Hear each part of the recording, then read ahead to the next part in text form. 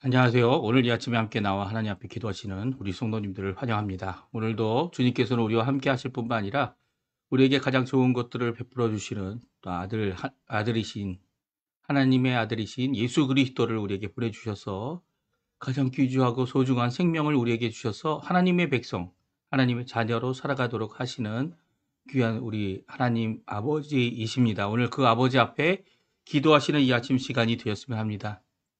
우리 아버지의 이름을 부르면서 하나님 앞에 기도하겠는데요. 우리가 날마다 드린 기도 제목 잘 기억하시죠? 하나님의 나라, 하나님의 의, 하나님의 영광을 먼저 구하는 이 기도를 주님 앞에 드릴 때 오늘도 주님 앞에 우리의 자녀들, 우리의 가정, 우리의 생업 하나님 앞에 다 내놓고 기도하시고요. 또 하나님 앞에 기도하실 때 오늘도 우리를 위하여 함께 이 중보로 기도해 주시는 우리 예수님, 또 그뿐만 아니라 말할 수 없는 탄식으로 우리를 위해 또 간구하시는 우리 성령님의 모든 기도가 우리와 함께 하나님 앞에 이루어질 줄 믿습니다. 우리 함께 하나님 앞에 기도하시면서 이 아침 기도에 시작하도록 하겠습니다. 같이 기도합니다. 할렐루야. 하나님 아버지 감사합니다. 오늘도 이 아침에 하나님 앞에 나와 아버지 하나님 수요일을 맞이하며 아버지 하나님 이 고난주간을 맞이하며 하나님 앞에 기도합니다. 아버지 하나님 오늘도 우리의 참 주관자 되시고 우리의 참 주인 되시는 하나님께서 우리의 삶을 붙들어 주시고 우리의 인생을 붙들어 주시고 우리의 여러 가지 어려움들을 가운데서도 하나님 원하시는 귀한 은혜의 삶을 살 수 있도록 하시는 귀한 하나님께 찬양과 영광을 돌립니다. 아버지 하나님 이 시간 머리 숙여 간절히 기도합니다.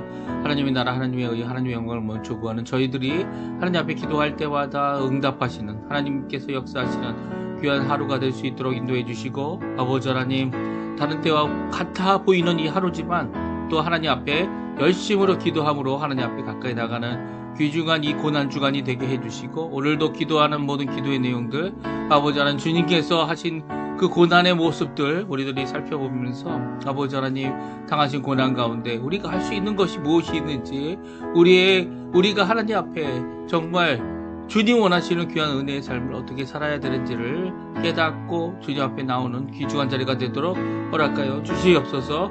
또 아버지 하나님 간절히 기도합니다. 우리 조국 대한민국을 위해 기도하고 또 대한민국과 북한의 자유평화 통일이 아버지 하나님 예수 그리스도의 이름 때문에 예수 그리스도의 놀라운 역사 때문에 또 예수 그리스도께서 세워놓으신 교회를 통해 또 조국 교회를 통해 이루어지는 귀한 역사가 있게 도와주시고 지금도 기도하고 있는 기도 가운데 주님 하나님의 귀한 은혜를 따라 또 그 법과 그 진리와 그 놀라운 역사와 또 긍휼과 또 예수 그리스도의 놀라운 이 하나님의 놀라운 역사를 간구하며 아버지 하나님 앞에 나아갈 우리 조국 대한민국을 위한 아버지 새로운 지도자 새로운 위정자를 세워주셔서 그들이 하나님 두려워함을 알 수 있게 하는 아버지 귀한 역사를 우리 조국 교회를 통하여 아버지 하나님의 역사를 통하여 이루어 주시옵소서. 이곳 아르헨티나도 주님께서 붙들어 주시고 역사해 주시옵소서.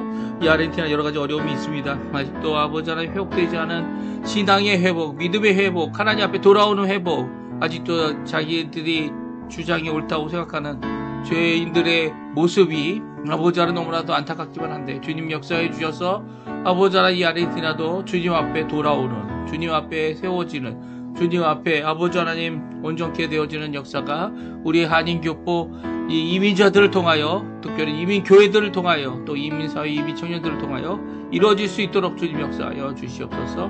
오늘도 간절히 기도합니다. 아버지 우리의 자녀들 우리의 부모님들 또 우리의 이민의 1세대가 되시는 어른들을 위해 기도합니다. 그들의 삶을 주님께서 붙들어 주시고 아버지 하나님 그 건강을 붙들어 주시고 지금 당하고 있는 여러 가지 어려운 가운데 우리 하나님 앞에 위로와 은혜를 받도록 주님 허락하여 주시고 안아주시고 붙들어 주시고 역사하여 주셔서 아버지 하나님 원하시는 귀한 은혜의 삶을 잘 살 수 있도록 인도해 주시고 또 이 시간 또 간절히 기도하고 원합니다. 아버지 우리의 가슴 속으로부터 나오는 여러 가지 기도 제목들 주님 아십니다.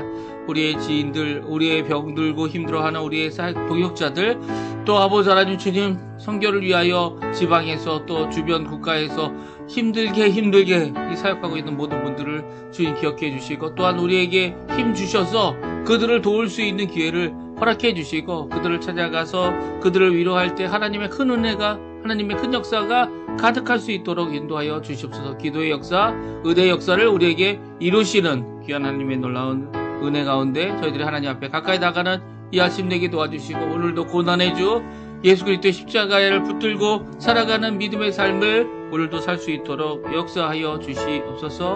오늘 하루의 삶을 주님의 손에 맡깁니다. 감사드립니다 주님. 예수님의 이름으로 기도합니다. 아멘. 다 같이 사도신경으로 우리의 신앙을 고백하시면서 2025년 4월 16일 수요일 아침 기도회를 하나님께 드리겠습니다. 전능하사 천지를 만드신 하나님 아버지를 내가 믿사오며 그 외아들 우리 주 예수 그리스도를 믿사오니 이는 성령으로 잉태하사 동정녀 마리아에게 나시고 본디오 빌라도에게 고난을 받으사 십자가에 못 박혀 죽으시고 장사한 지 사흘 만에 죽은 자 가운데서 다시 살아나시며 하늘에 오르사 전능하신 하나님 우편에 앉아 계시다가 저리오소서 한 자와 죽은 자를 심판하러 오시리라. 성령을 믿사오며 거룩한 공예와 성도가 서로 교통하는 것과 죄를 사해 주시는 것과 몸이 다시 사는 것과 영원히 사는 것을 믿사옵나이다. 아멘. 조금 전에도 우리가 찬양 반주를 들었는데요. 십자가의 길이라는 귀한 찬양입니다. 순교자의 길을 가는 사람들이 하나님 앞에 얼마나 큰 일을 하고 있는지에 대한 고백, 그리고 또 우리 또한 예수님 가신 그 길, 십자가의 그 길 갈 수 있도록 주님 붙들어 달라고 하는 간구의 기도입니다. 우리 간구의 이 찬양 하나님 앞에 같이 찬양 드리는 이 시간 되었으면 좋겠어요. 같이 찬양하겠습니다.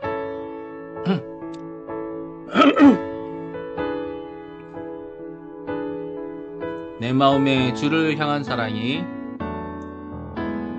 내 마음에 주를 향한 사랑이 나의 말엔 주가 주신 진리로 나의 눈에 주의 눈물 채워주소서.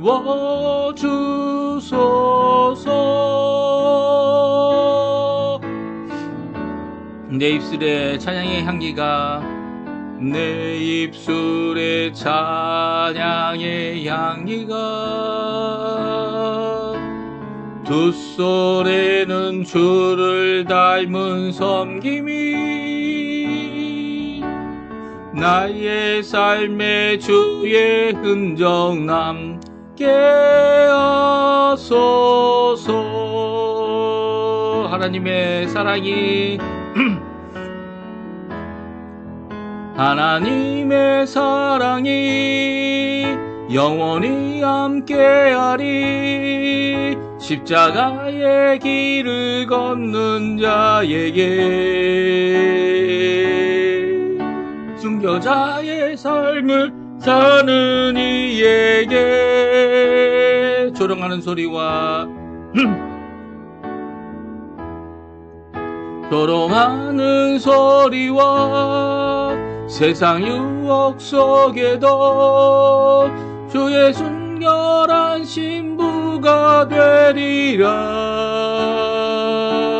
내 생명 주님께 드리리. 다시 한번 찬양합니다. 내 마음에 주를 향한 사랑이 내 마음에 주를 향한 사랑이 나의 말엔 주가 주신 진리로 나의 눈에 주의 눈물 채워주소서.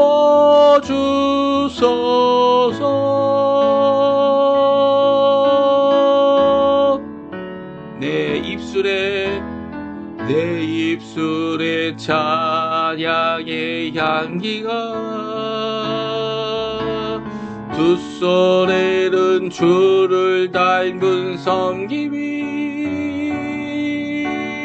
나의 삶에 주의 흔적 남게 하소서. 하나님의 사랑이 하나님의 사랑이 영원히 함께하리. 십자가의 길을 걷는 자에게, 승려자의 삶을 사는 이에게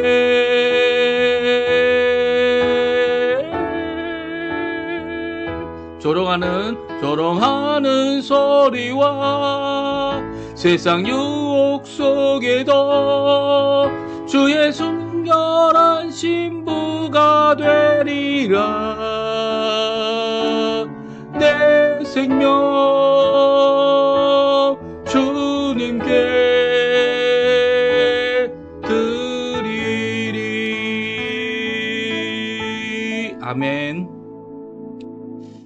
오늘 저희들이 같이 읽은 하나님의 말씀은 성경 누가복음입니다. 성경 누가복음 22장 54절에서 71절까지 말씀입니다. 누가복음 22장 54절에서 마지막 절은 71절까지 말씀 같이 읽겠는데요. 우리 지금 화면에 나오고 있습니다. 같이 있습니다. 예수를 잡아 끌고 대제사장의 집으로 들어갈새 베드로가 멀찍이 따라가니라. 사람들이 뜰 가운데 불을 피우고 함께 앉은지라. 베드로도 그 가운데 앉았더니 한 여종이 베드로의 불빛을 향하여 앉은 것을 보고 주목하여 이르되 이 사람도 그와 함께 있었느니라 하니, 베드로가 부인하여 이르되 이 여자여 내가 그를 알지 못하노라 하더라. 조금 후에 다른 사람이 보고 이르되 너도 그 도당이라 하거늘 베드로가 이르되 이 사람아 나는 아니로다 하더라. 1시간쯤 있다가 또 한 사람이 장담하여 이르되 이는 갈릴리 사람이니 참으로 그와 함께 있었느니라. 베드로가 이르되 이 사람아 나는 내가 하는 말을 알지 못하노라 하고 라고 아직 말하고 있을 때에 닭이 곧 울더라. 주께서 돌이켜 베드로를 보시니 베드로가 주의 말씀 곧 오늘 닭 울기 전에 내가 3번 나를 부인하리라 하심이 생각나서 밖에 나가서 심히 통곡하니라. 지키는 사람들이 예수를 희롱하고 때리며 그의 눈을 가리고 물어 이르되 선지자 노릇을 하라. 너를 친 자가 누구냐 하고 그 외에도 많은 말로 욕하더라. 날이 새매 백성의 장로들 곧 대제사장들과 서기관들이 모여서 예수를 그 공회로 끌어들여 이르되 내가 그리스도이거든 우리에게 말하라. 대답하되 내가 말할지라도 너희가 믿지 아니할 것이요 내가 물어도 너희가 대답하지 아니할 것이니라. 그러나 이제부터 인자가 하늘의 권능의 우편에 앉아 있으리라 하시니 다 이르되 그러면 내가 하나님의 아들이냐? 대답하되 너희들이 내가 그라고 말하고 있느니라. 그들이 이르되 어찌 더 증거를 요구하리요? 우리가 친히 그의 입에서 들었노라 하더라. 아멘. 오늘 이 아침에 함께 나와 하나님 앞에 기도하시는 우리 성도님들에게 하나님 아버지의 사랑, 예수 그리스도의 은혜, 성령 하나님의 충만하심이 가득한 귀한 오늘 이 수요일, 이번 고난주간의 수요일 되시고요. 이 예수님의 십자가 지심을 저희들이 묵상하고 또 고난 당하심을 묵상하고 특별히 하루마다 이제 예수님이 어떤 일을 행하셨는지를 생각해 보는 모든 과정 가운데 저희들이 이제 누가복음에 나와 있는 말씀을 통해 같이 읽고 있습니다. 특별히 목요일이 지나고 금요일 새벽이 되어서 아직 해가 뜨지 않은 상황 가운데 예수님께서 십자가에 잡히신 사건을 저희들이 읽었고요. 또 십자가에 달려 돌아가시기 위하여 잡히신 예수님께서 이제는 고난을 당하시는 그 길을 가고 계심을 오늘 성경을 통해 우리에게 보여주고 계십니다. 특별히 예수님께서 하신 모든 말씀들, 특별히 베드로에게 이 3번 닭이 울기 전에, 이 금요일 아침에 닭이 울기 전에 3번 나를 부인할 것이다 라고 하시는 그 말씀이 오늘 이루어지는 것을 성경을 통하여 우리에게 말씀해 주고 계십니다. 우리는 이제 예수님을 따라간다고 하지만 우리 힘으로는 따라갈 수 없는 거죠. 우리 힘으로는 예수님의 그 공로를 대신할 그 어떤 것도 만들어낼 수 없는 게 우리입니다. 우리의 연약함이죠. 하지만 그것을 이루시는 분이 바로 이루신 분이 예수님이고 예수님 때문에 이제 다른 보혜사 보내신 성령 하나님, 예수님의 영이라고도 하고 아버지와 아들의 이름으로 약속을 따라 우리에게 부어주신 성령 때문에, 성령의 역사 때문에 우리가 거저 이 모든 길을 갈 수 있고, 오늘도 믿음을 주시는, 믿음을 우리에게 허락해 주시는 거죠. 하나님이 주시는 그 믿음 안에서 우리가 예수님을 붙잡고 확신을 갖고 열심을 내고 하는 모든 것 가운데 우리가 확신을 냈기 때문에 우리가 잘하는 게 아닙니다. 예. 확신도 믿음이 있기 때문에 확신을 갖는 거죠. 예. 약속이 있기 때문에 확신을 갖는 거죠. 믿음도 예, 하나님께서 주신 선물이에요. 그래서 이 선물을 받지 못한 사람들, 예, 하나님이 전적으로 주셔야 되는 거죠. 믿음을 달라고 간구할 수밖에 없는 거죠. 오늘도 이런 귀한 믿음의 간구를 하나님 앞에 드리시고 우리 자녀들을 위해, 부모님들을 위해, 우리의 지인들을 위해 그들에게 믿음을 허락해 주셔서 오늘 예수님, 십자가에 달려 죽으시는 예수님, 죽으셨던 예수님, 그리고 부활하신 예수님, 또 승천하신 그 예수님으로 인해 오늘도 다시 오실 그 예수님을 바라보며 믿음의 삶을 사시는 우리 성도님들 되셨으면 합니다. 오늘은 두 가지 인물, 특별히 예수님 그리고 베드로, 이 두 사람을 중심적으로 이제 말씀을 주고 계신데요. 첫 번째는 베드로가 가졌던 죄목이 뭐냐. 베드로에게 요구하고 베드로에게 베드로가 결국은 그 유혹에 걸려 넘어져서 가지게 했던 죄목이 뭔지를 오늘 말씀해 주고 계세요. 그리고 예수님의 제목이 나옵니다. 예수님의 제목은 무엇이었습니까? 예수님에 대한 이 소송들을 많이 했다고 다른 이제 복음서에서는 이야기합니다. 근데 대부분이 거짓 증거였기 때문에 이 2명 이상 같은 증거에 대하여 이 같은 입장에 있는 이 증거들이 모여져야 되는데 이 2명도 같지 않았다는 거예요. 단 한 명이 얘기하면 다른 사람은 아니다. 그게 아니고 이런 거다라고 해서 이 예수님의 죄목을 세울 수가 없었어요. 근데 오늘 본문은 아주 간략하게 예수님이 가지신 제목이 무엇인지를 이 공회 앞에 쓰신 예수님을 통하여 말씀해 주고 있습니다. 우리 한번 같이 오늘 본문 말씀을 통해서 예수님이 결국 빌라도에게 넘겨지고 또 죽고 가는 그 길을 가셨던, 십자가의 길을 가셨던 그 죄목들, 유대인들이 마땅히 죽어야만 한다라고 주장했던 그 죄목이 무엇인지 함께 살펴보겠는데요. 유대 공회 앞에서 대답하기를 거부하시면서도 이 숨기지 않으셨던 예수님의 이 모습, 오늘 대화를 오늘 찾아볼 수 있습니다. 67절, 71절까지인데요. 먼저 67절에서 69절 말씀을 이제 같이 읽어보겠습니다. 같이 읽겠습니다. 이르되 내가 그리스도이거든 우리에게 말하라. 대답하되 내가 말할지라도 너희가 믿지 아니할 것이요 내가 물어도 너희가 대답하지 아니할 것이니라. 그러나 이제부터 인자가 하나님의 권능의 우편에 앉아 있으리라. 아멘. 이 공회에 모인 사람들은 대부분 종교 지도자, 유대의 이 민족의 지도자들이 다 모였습니다. 거기서 그들이 질문한 질문이 무엇입니까? 예, 내가 그리스도이냐? 이 공회에서 그리스도이냐라는 질문 앞에 이 그리스도이기 때문에 죽어야 된다라고 하는 것은 아니었던 것 같아요. 왜냐하면 그리스도이거든 우리에게 말하라라는 이 질문은 이 메시아 되시는 예수님에 대한 그들의 이 첫 번째 질문이었고요. 또 그것을 죄로 여길 수 없기 때문이죠. 오히려 그리스도인지 아닌지를 판단하실 분은 하나님이시고 또 공의에도 그것을 이 많은 백성들이 인정하고 있기 때문에 오히려 그것은 죄로 그리스도이기 때문에 우리가 죽이겠다라고 하면 이제 거꾸로 되는 이 공의의 모습이기 때문입니다. 근데 그 질문 앞에 예수님께서 대답을 해 주셨어요. 사실 다른 성경에 보게 되면 거의 대답을 하지 않았고 단 하나만 대답했죠. 오늘 본문도 마찬가지입니다. 이 대답하는 가운데 이제 그들이 붕괴하고 이 예수님을 결국 십자가에 죽이는 죄목을 찾았는데요. 그것은 무엇이냐면 그것을 이야기하기 전에 바로 오늘 이 본문의 말씀으로 대답하고 있습니다. 유대 지도자들, 종교 지도자들, 성경을 먼저 알고 성경을 누구보다도 먼저 가까이 갈 수 있는 그들에게 예수님 말씀하십니다. 내가 말해도 너희가 믿지 않을 것이다. 내가 물어와도 너희도 대답하지 않을 것이다. 네.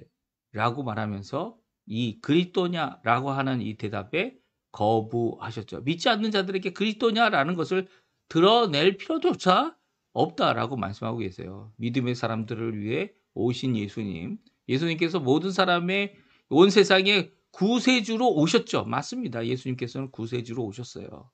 하지만 많은 사람들을 위하여 그들을 섬기고 십자가에서 죽기까지 충성하신 것이죠. 하나님께 충성하신 겁니다. 근데 그리스도라는 이 비밀은 믿음을 통해서 알게 되어지고 믿는 자들에게 이 사실이 드러날 뿐만 아니라 그것으로 인해서 믿음 안에서 확신을 갖고 살아갈 수 있게 되는 거죠. 그래서 예수님께서는 아무리 종교 지도자들, 유대인들의 수장이라 할지라도, 공회에 있는 자들이라 할지라도 너희들이 믿음이 없는데 그것을 드러내어 말하지 않고 계신 것을 보게 됩니다. 그런데도 불구하고 그들에게 그들이 알게 될 미래의 상황을 얘기하시죠. 그것은 무엇입니까? 인자가 하나님의 권능의 우편에 앉아 있는 것을 있게 될 것이다 라는 말씀을 해 주십니다. 그리고 나서 그들이 예수님의 제목을 정하게 되는 결정적인 대답을 하시죠. 70절, 71절인데요. 우리 같이 누가복음 나와 있는 말씀 같이 한번 읽어보겠습니다. 다 이르되 그러면 내가 하나님의 아들이냐? 대답하시되 너희들이 내가 그라고 말하고 있느니라. 그들이 이르되 어찌 더 증거를 요구하리요? 우리가 친히 그의 입에서 들었노라 하더라. 아멘. 사실 예수님께서 이 말씀도 자신이 한 말이다 라고 하고 계신 것은 아닙니다. 문자 그대로 보게 되면 너희들이 내가 하나님의 아들이다 말하고 있지 않냐 라고 하신 말씀이죠. 그럼에도 불구하고 그것을 예수님의 제목으로 정했습니다. 왜 예수님이 하나님의 아들 되심이 왜 죄가 됩니까? 왜 죄가 되냐면 요한복음에 보게 되면 예수님께서 하나님을 아버지라 불렀고 또 아버지와 나는 하나다라는 말씀을 하셨어요. 그 말씀을 하실 때 이 많은 유대인들이 붕괴하게 됩니다. 왜냐하면 사람으로서 하나님이라고 자신을 표현하고 있는 것뿐만 아니라 하나님 되심을 드러내는 일이다. 그래서 무엇을 얘기합니까? 이 하나님을 망령되이 여기고 또 그 하나님과 하나 되었다라는 이 표현을 통해 이 자신을 높이고 있다 이렇게 잘못 이해했기 때문이죠. 물론 예수님은 하나님이세요. 삼위일체의 하나님이시지만 유일하신 하나님으로 여호와 하나님 외에는 하나님이 없다라고 주장하는 그들에게는 이 말씀이 너무나도 어려운 거죠. 이 말씀을 이해할 수 없는 겁니다. 특별히 하나님의 아들이다라고 하는 이 말씀은 자신들도 아브라함의 아들이다라고 아브라함의 후손이다 주장하고 있는 이들에게 어떻게 보면 가장 잘 이해되고 가장 잘 하나님 말씀을 알기 때문에 그 말씀을 받아들일 것 같아 보이지만 오히려 그것을 죄명으로 이유로 또 더 이상 증거 필요 없다라고 할 정도로 그 예수님의 죄목으로 저항하고 있는 것을 오늘 성경은 말씀해 주고 계세요. 그러니까 예수님은 하나님의 아들이시기 때문에 돌아가신 거예요. 예수님은 그 전에 불의한 포도원 농부들이 이 사람은 상속받을 자니까 이 주인의 아들이니까 그를 죽이면 이 땅이 우리의 것이 될 것이다 라고 했던 그들의 의도대로 예수님은 하나님의 아들로서 십자가에 달려 죽게 되신 것이죠. 그들은 자세히 몰랐을지 모릅니다. 하지만 이 제목이 바로 예수님께서 십자가에 달려 돌아가시는 이유였고 또 죄명이었고 그리고 예수님은 이 이유 때문에 하나님의 아들이시기 때문에 그 십자가에 달려 죽게 되는 이 구원의 모든 것을 완성하신 것이죠. 유대인들은 자기들이 잘한 것이다 이렇게 생각했는지 모르겠어요. 종교 지도자들은 잘한 것이다 라고 생각했는지 모르겠어요. 하지만 그들은 거기에 대한 죄의 대가를 그 핏값을 자신들이 받았다라고 받겠노라고 빌라도의 앞에서까지 말하는 상황이 이어져 가고 있습니다. 예수님은 하나님의 아들이셨기 때문에 이 길을 가셨고 또 우리에게 구원을 완성하시기 위해 십자가에서 우리 대신 죽으셨죠. 자신의 생명을 내어주신 겁니다. 생명값을 내어주신 거죠. 그래서 예수님께서 흘리신 물과 피 모든 것을 다 흘리셨는데 그것을 우리가 보혈이라고 이야기합니다. 왜냐하면 우리를 살리기 위하여 예수님께서 십자가에 달려 죽으셨기 때문이죠. 물론 믿지 않는 자들을 위하여 죽으신 것은 아니에요. 하지만 믿지 않는 자들도 다 구원받을 수 있을 만큼 이 세상을 몇 번이라도 더 구원하실 수 있을 만큼의 큰 이 예수님의 효력을 이 십자가의 대속의 역사를 이루고 계시죠. 물론 모든 사람이 다 구원받지 않습니다. 어쩌면 대다수의 사람들은 구원받지 못할지도 모릅니다. 마치 노아의 방주에 노아의 홍수 상황 때와 마찬가지죠. 하지만 그럼에도 불구하고 예수님은 분명히 말씀하셨어요. 많은 사람들을 위해 대속의 이 대속으로 섬김으로 나의 생명을 내어준다라고 하시는 그 말씀은 오히려 우리에게 하나님 앞에 구원받는 이 구원이 자신의 공로가 아니죠. 우리의 공로가 아닙니다. 예수님의 전적인 십자가의 그 공로 대속으로 구원받는 것이기 때문에 많은 사람들이 주께로 돌아오는 주 앞에 회개하고 주님 원하시는 구원의 길을 가는 하나님의 자녀들을 될 것임을 우리가 잘 알게 됩니다. 그러니까 예수님은 하나님의 아들이셨기 때문에 십자가에 달려 죽으셨다. 오늘 말씀해 주고 계세요. 그 공로, 그쵸.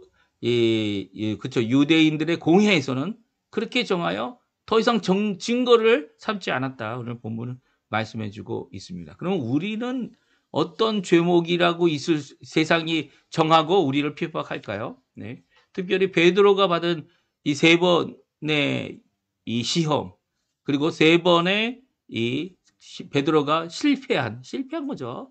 베드로가 예수님을 부인한 사건을 통해 우리 예수님을 믿는 자들이 갖고 있는 죄목, 세상들이 우리를 정죄하고 우리를 넘어뜨리려 하고 우리를 공격하는 이유를 우리가 오늘 성경을 통해 알 수 있습니다. 물론 이 상황이 그 당시에는 이제 베드로가 가졌던 상황은 베드로도 도망가야 되는데 도망가지 않고 자기가 한 말, 내가 예수님이 어딜 가든지 십자가를 가든지 목숨까지라도 내가 그 예수님을 따라가겠노라고 하였던 그 고백처럼 담대히 따라가지 못했지만 이제 멀리서 예수님이 붙잡혀 가시는 모습을 지켜보며 예수님을 따라가고 있었어요.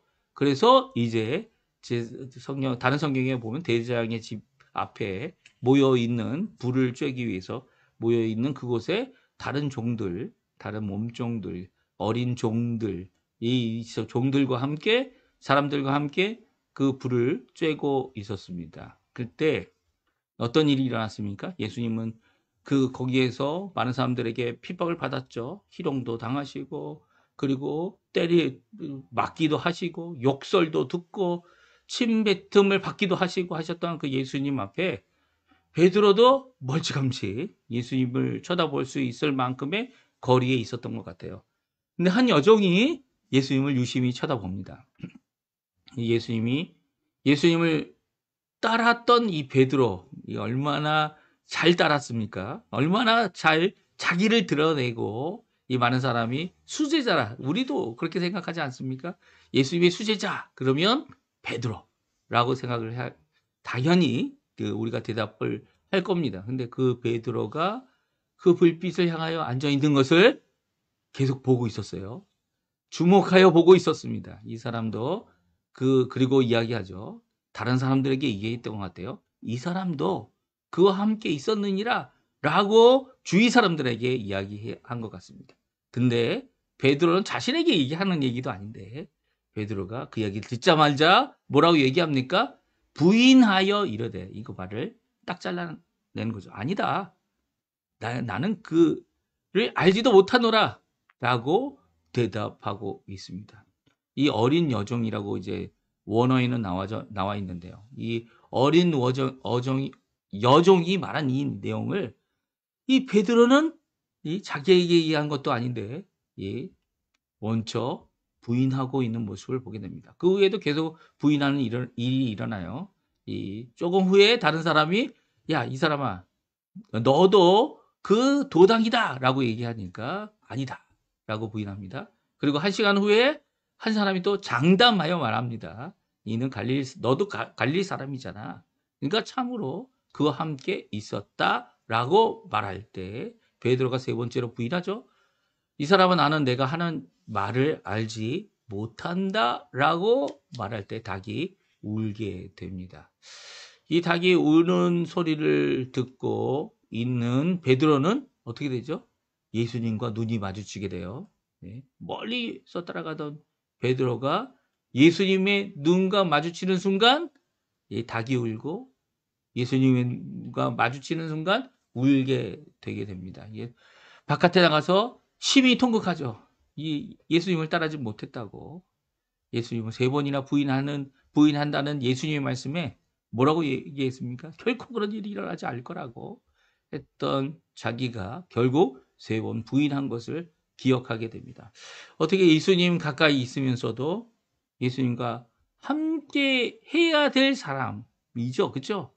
제자 아닙니까? 수제자 아닙니까? 근데 오히려 멀리 있다가 시험 받고 시험 가운데 세 번이나 예수님 앞에 예수님을 부인하는 그런 고백을 하면서도 예수님은 일어날 사건에 대하여 분명히 미리 말씀해 주셨죠. 미리 말씀해 주셨습니다. 이 비극적인 상황, 통곡의 상황을 왜 베드로에게 미리 말씀해 주셨을까요? 사실 베드로에게만 미리 말씀해 주신 건 아니에요. 이 가룟 유다에게도 미리 말씀해 주셨죠. 네 마음속에 마귀가 사단이 들어가서 나를 팔려고 한다는 것을 심지어는 떡을 먹여주면서 가룟 유다에게는 직접 대고 얘기했어요. 이 떡을 받아먹는 너가 나를 팔 자다. 이렇게 얘기하셨는데도 이 가룟 유다는 이미 마음을 다 뺏기고 이미 예수님을 팔 작정을 하고 이미 이 제사장들, 이 공회에 있는 자들에게 예수님을 넘겨줬기 때문에 돈도 받았죠. 받았기 때문에 결국 자신이 하는 이 죄악의 길, 예수님을 파는 일, 물론 그것이 예수님이 오히려 십자가의 길을 갈도록 하게 하는 역할을 하게 했지만 그럼에도 불구하고 예수님을 배신한 팔자, 그리고 팔았던 자가 되어서 결국은 자기의 배를 가르고 죽게 되는 그런 사건이 일어나게 됩니다. 근데 베드로는 그렇지 않았죠. 베드로는 어땠습니까? 베드로는 넘어졌지만 다시 일어납니다. 왜요? 그 다시 넘어지고 일어날 때 예수님의 말씀을 기억했기 때문이에요. 무엇을 라고 말씀하십니까? 61절, 62절. 우리 한번 같이 읽어보겠습니다. 61절, 62절입니다. 주께서 돌이켜 베드로를 보시니 베드로가 주의 말씀 곧 오늘 닭 울기 전에 내가 세 번 나를 부인하리라 하심이 생각나서 밖에 나가서 심히 통곡하니라. 그렇습니다. 베드로에게 해주신 말씀 그것은 무엇이었습니까?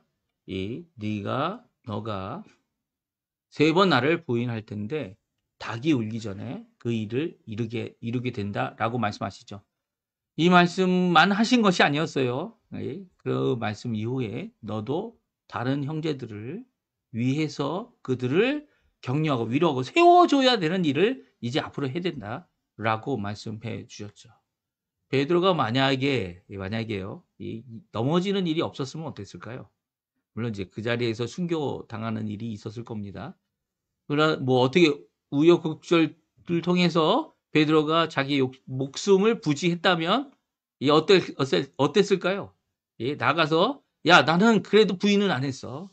나는 도망가지도 않았어. 너희들은 뭐니?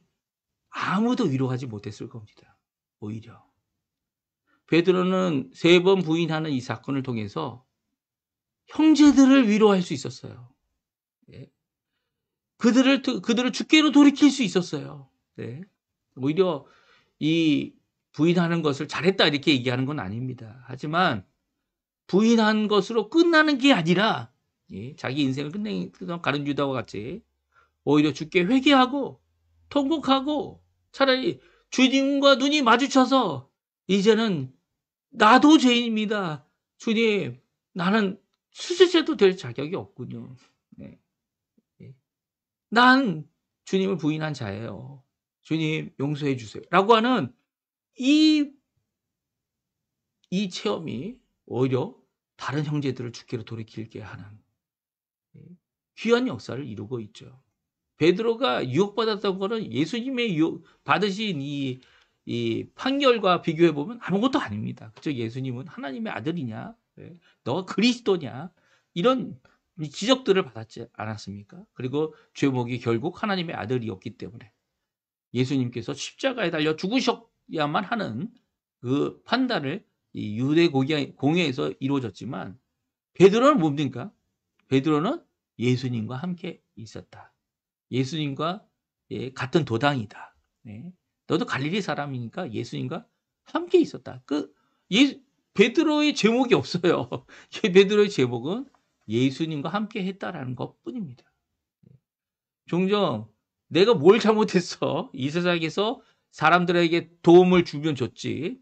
이 세상에서 내가 죄를 지목해서, 물론 나도 잘못한 건 많지만 그럼에도 불구하고 죄를 지목해서 나를 이렇게 왜 어렵게 하지?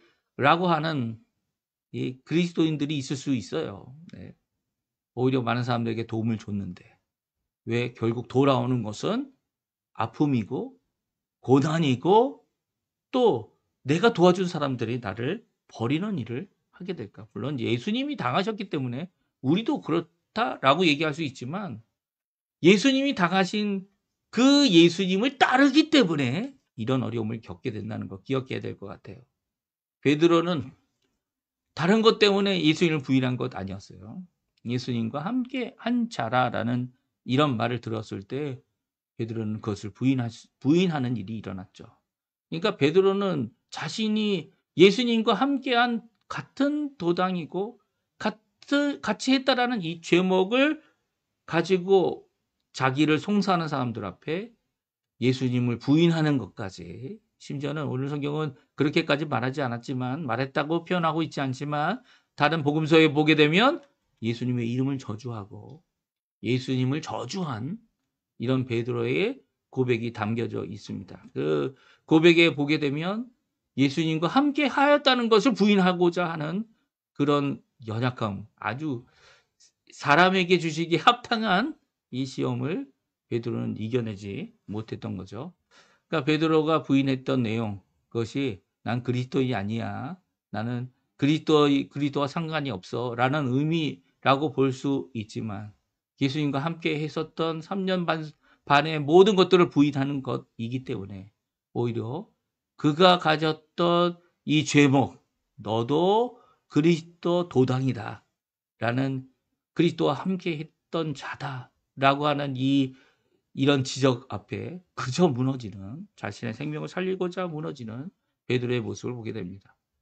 사실 이 땅에서 우리가 우리 죄로 말미암아 이 해코지를 당하는 그런 일도 있을 수 있을 것 같아요. 이 재판을 받는 일도 있었을 것 같아요. 하지만 그거보다 더 심각한 건 뭡니까? 예수님과 함께 했다라는 이런 지적을 받을 때, 예수님의 사람이었다라는 이 말을 들을 때, 이것보다 더 영광스러운, 지금은 그렇죠. 영광스러운 죄목은 없을 것 같아요. 어떤 죄목을 갖고 있다고 생각하십니까? 이 세상에서 우리를 핍박하는 아주 당연한 이유, 예수님과 함께 했다는 거죠. 예수님을 믿었다는 겁니다. 예수님과 동행했다는 겁니다. 이것이 세상이 우리를 핍박하는 이유인 것이죠. 교회를 핍박하는 이유가 바로 이겁니다.